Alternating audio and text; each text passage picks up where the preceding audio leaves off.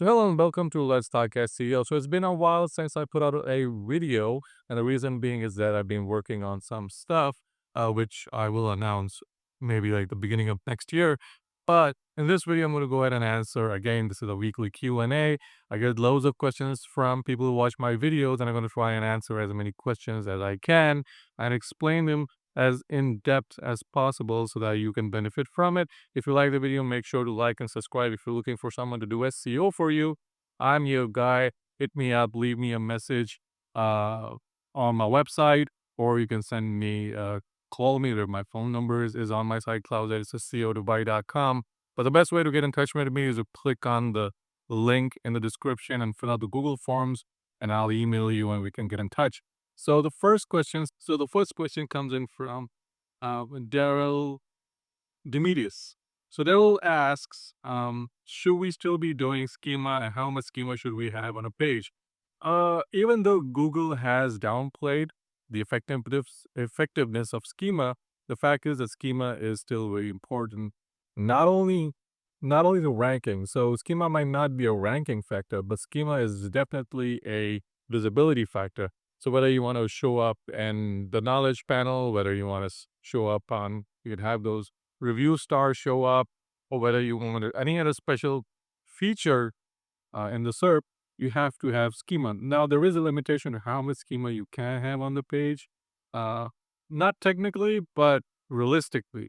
So technically, you can have unlimited schema on the page, but it does not mean it's going to be beneficial. I My personal approach is not to have more than 3 schema markup snippets on a page.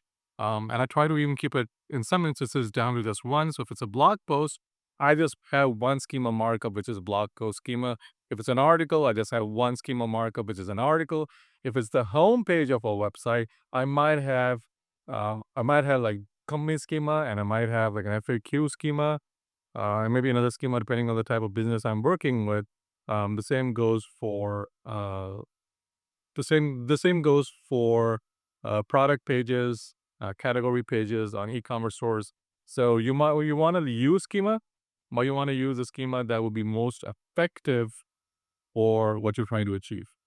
All right. So next question is from Geta Hork. Geta Hork. Okay. Geta Hork has what type of clustering should we use, and why is clustering important to content creation? Okay, so there are two questions wrapped up in one. So first is clustering. So the reason why we cluster keyword is so that we don't end up with keyword cannibalization. So there's loads of different keyword clustering processes. The one that's effective for SEO is called SERP-based clustering. So mainly every keyword on your and that cluster will bring up the same results it SERPs. Okay, so that goes to one cluster. That would ensure that you don't have keywords in different clusters that are competing against each other in the SERP. So you want to make sure that, and that's where having a good topical map comes in. I see a lot of topical maps. People sending me their topical maps for review, and I look at it and I see a lot of keyword cannibalization. And the reason for that is that it's not correctly clustered. Now, even these clustering algorithm that you use, they're not perfect, so you have to go through and you have to clean things up. It's a manual process, it's time consuming, but at the end of the day, if you try to create a website without having a clear guideline as to what your clusters are that you want to hit and what are the main clusters you want to start by hitting, then the chances of you ranking and even your long-term viability is very short for that for the websites. And even for established sites, you want to have a clear topical map that you can follow and create content knowing that it's not going to cause keyword cannibalization, it's not going to cause internal SEO link issues. You're not going to end up with a whole bunch of spam on spammy pages that really are not going to do much for you, but end up with a discover currently not indexed or crawl currently not indexed. So that would ensure that that does not happen. The second question is that I forgot the second one. Second question was about about the cluster. Okay, so technically the content creation process should follow the clustering process. So once you have your content clustered, you have a topical map. By the way, I offer a topical mapping service, which is on my website. You can buy directly from my website, but for now, I'm not selling it directly on my website. I'm having some payment issues. but you can get in touch with me. I can send you a payment link, and then you can go ahead and buy the service from me.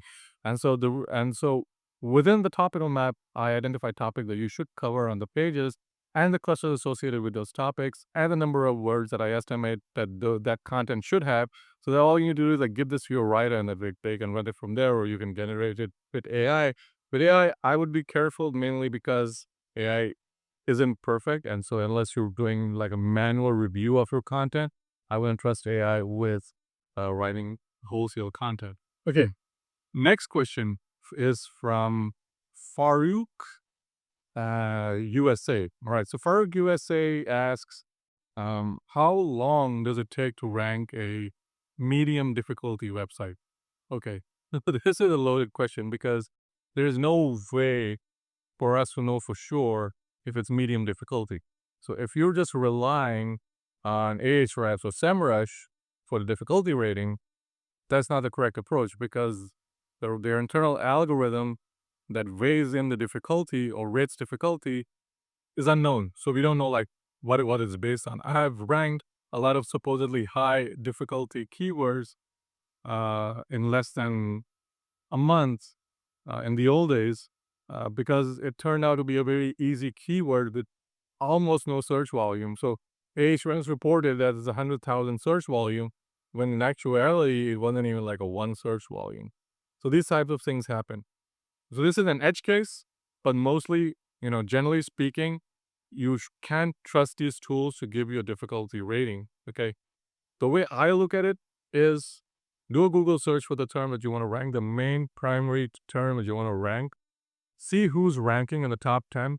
Are these heavy hitters? Like, how heavy are these hitters? How much content they have? Take a look at their history in Ahrefs and SEMrush.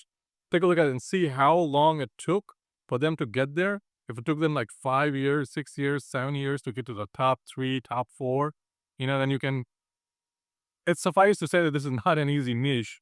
But if they've gotten there in the last 3 or 4 months, or even 6 months, or even a year, then it's a relatively easy or medium difficulty niche. So always do your research, take a look at how long it took for those websites to get there, put their URLs into the Wayback Machine, check their evolution, and that will give you an idea like how these websites evolved over the years to get to the number 1 spot. I can tell you from personal experience that there are very few low difficulty niches with high volume left that have any commercial viability.